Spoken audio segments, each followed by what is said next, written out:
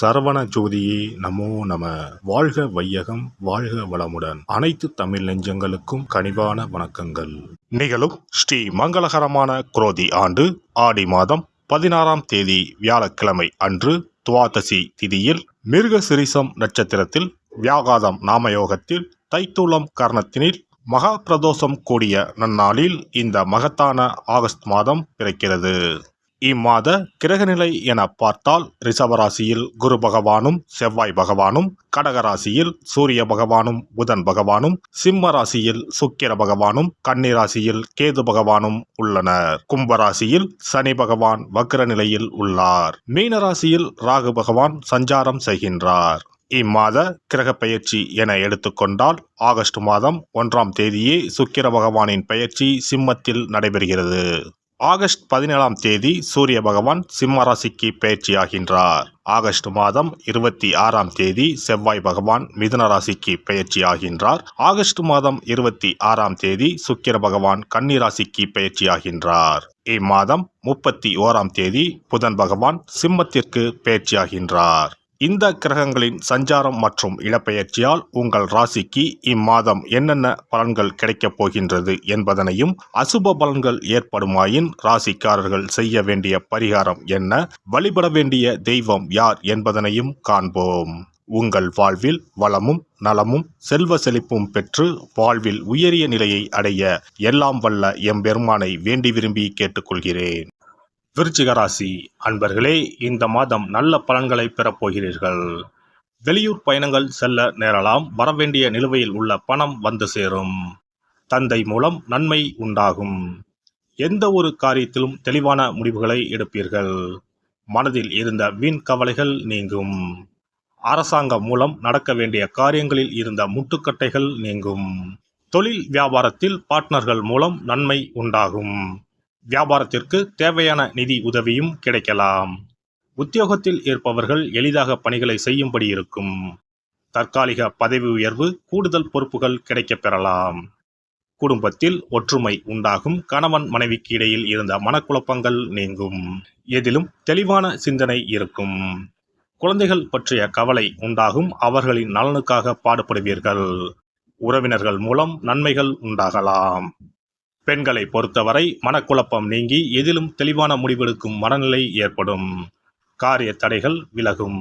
எதிர்பார்த்த பணம் வந்து சேரும். மாணவர்களுக்கு கல்வியில் எதிர்பார்த்த முன்னேற்றம் கிடைக்கும். விளையாட்டுகளில் ஈடுபாடு அதிகரிக்கும். கலைத்துறையினர் ஓய்வில்லாமல் உழைக்க நேரும். அதற்கேற்றவாறு கூடுதல் வருமானமும் வரும். புதிய ஒப்பந்தங்கள் வரும். லாபம் பெருகும். பழைய பாக்கிகள் வசூலாகும். உடல் நிலையில் இருந்து வந்த சிரமங்கள் முற்றிலும் நீங்கும். அரசியல் துறையினருக்கு மேலிடத்துடன் எச்சரிக்கையாக இருக்க வேண்டும். அவர்களின் கோபத்திற்கு ஆளாகாமல் பார்த்து கொள்ள வேண்டும். நீண்ட நாட்களாக எதிர்பார்த்த பதவி கிடைக்கும்.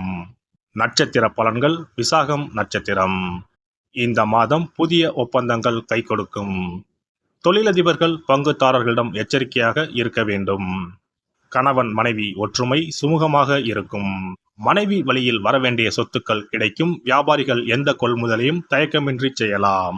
வியாபாரம் பெருகும். போட்டியாளர்கள் விலகிச் செல்வார்கள். அனுஷம் நட்சத்திரம். இந்த மாதம் ஊழியர்களுக்கு வரவேண்டியவை அனைத்தும் வந்து சேரும். கேட்ட இடத்திற்கு மாறுதல் கிடைக்கும். மகான்களின் சந்திப்பு ஏற்படும். தங்கள் பிள்ளைகளுக்கு வரன் தேடும் பெற்றோர்களுக்கு நல்ல சம்பந்தம் வந்து சேரும். நீங்கள் எடுக்கும் முடிவுகள் நல்ல வாய்ப்புகளை பெற்றுத்தரும். உங்களை ஒதுக்கியவர்களே உங்களை தேடி வருவார்கள். கேட்டை நட்சத்திரம். இந்த மாதம் தொழிலாளர்கள் ஓய்வில்லாமல் உழைக்க நேரும். அதற்கேற்றவாறு கூடுதல் வருமானமும் வரும். தொழிலதிபர்கள் நினைத்தபடி உற்பத்தி கூடும். புதிய ஒப்பந்தங்கள் வரும். லாபம் பெருகும். வியாபாரிகள் நல்ல லாபத்தை பெறுவார்கள். பழைய பாக்கிகள் வசூலாகும். உடல் நிலையில் இருந்து வந்த சிரமங்கள் முற்றிலும் நீங்கும். முருகனுக்கு அரளிப்பூ சாற்றி வணங்க எல்லா தடைகளும் விலகும். காரிய வெற்றி உண்டாகும். சிறப்பு தொகுப்பு. கண் திருஷ்டிகள் அகன்று தடைப்பட்டு கொண்டிருக்கும் காரியங்கள் நிறைவேற செய்ய வேண்டிய பரிகாரம் என்ன என்பதனை பற்றி காண்போம். வாழ்க்கையில் நல்ல நிலையில் இருந்தவர்கள் கூட திடீரென்று பொருளாதாரம் இழந்து மன கஷ்டங்களுடன் வாழும் நிலை ஏற்படும். இந்த நிலை எதனால் ஏற்பட்டது என்று ஆராய்ந்து பார்த்தால் பெரும்பாலும் அவர்களின் மீதான கண் திருஷ்டிதான் காரணமாக இருக்கும்.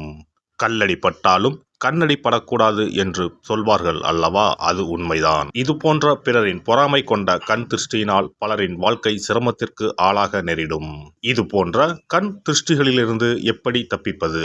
இருக்கவே இருக்கிறது எளிதாக கிடைக்கும் ஊமத்தஞ்செடி. தெய்வ சக்தி நிறைந்த செடியாக கருதப்படும் ஊமத்தஞ்செடியின் காய், பூ, இலைகள் என அனைத்தும் தீய சக்திகள் விரட்ட பரிகாரத்துக்கு பயன்படுகிறது. பொதுவாக ஊமத்தம் காய்க்கு கெடுதலை அகற்றக்கூடிய சக்தி உண்டு. நம் வீட்டில் உள்ள எதிர்மறை சக்தியை அகற்றுவதற்கு ஊமத்தங்காய் தீபம் சிறந்த பரிகாரமாகிறது. தெய்வீக மகத்துவம் நிறைந்த ஊமத்தங்காய் மற்றும் பூவையும் எடுத்துக்கொள்ளுங்கள். வீட்டுக்கு அருகில் இல்லை என்றால் நாட்டு மருந்து கடைகளில் கிடைக்கும். இந்த 2 பொருட்களையும் மஞ்சள் தண்ணீரை கொண்டு நன்றாக கழுவி விடுங்கள். சிறிது நேரம் அவற்றிலுள்ள ஈரம் போக ஆறவிட்டு பிறகு அவற்றை ஒரு மஞ்சள் துணியில் குலதெய்வத்தை வேண்டி ₹1 நாணயத்தோடு சேர்த்து முடிந்து வீட்டின் நிலைப்படியில் கட்டி தொங்கவிடுங்கள். இந்த முடிச்சை வெள்ளிக்கிழமை அல்லது ஞாயிற்றுக்கிழமைகளில் தயார் செய்து வாசல் படியில் கட்டுவது சிறப்பு. தினமும் வீட்டில் தீபம் ஏற்றி காண்பிக்கும் போது இந்த முடிச்சுக்கும் காண்பிக்கவும். இதேபோல் ஊமத்தம் இலைகள் கிடைத்தால் அந்த இலைகளை சுத்தமான மஞ்சள் தண்ணீரில் கழுவிவிட்டு அவற்றை கொண்டு வீட்டில் இருக்கும் விநாயகருக்கு திங்கள் கிழமைகளில் தொடர்ந்து அர்ச்சனை செய்து வர வேண்டும். ஊமத்தம் பூவையும் விநாயகருக்கு சூட்டலாம்.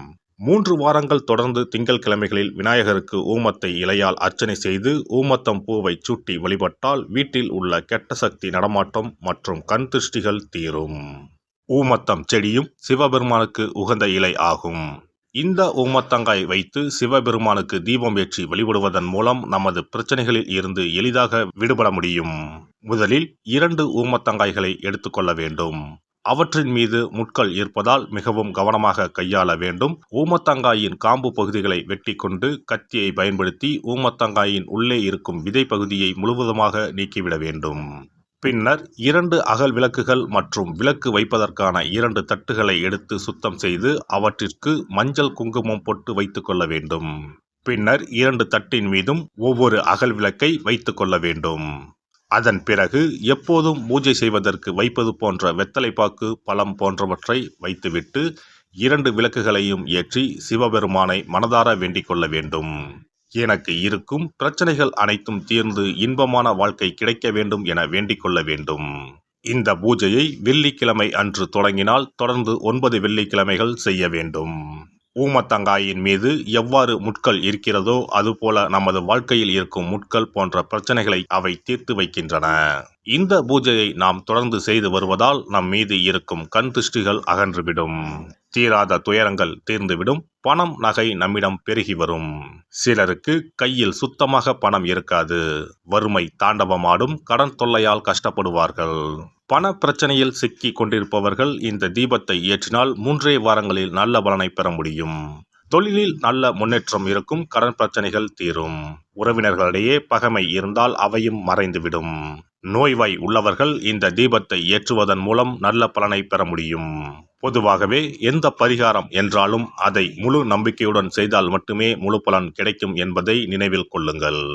எல்லாம் வல்ல இறையருளால் நீங்களும் உங்கள் அன்பு குடும்பமும் உடல் நலம், நீலாயுள், நிறை செல்வம், உயர் புகழ், மெய்ஞானம் ஓங்கி வாழ்க வளமுடன். இந்த வீடியோ பதிவு உங்களுக்கு பிடித்திருந்தால் லைக் பண்ணுங்க, கமெண்ட் பண்ணுங்க, ஷேர் பண்ணுங்க, மறக்காம சப்ஸ்கிரைப் பண்ணுங்க, பக்கத்துல இருக்கிற பெல் பட்டனை கிளிக் பண்ணுங்க. நன்றி, வணக்கம். ஓம் நமச்சிவாய. சிவாய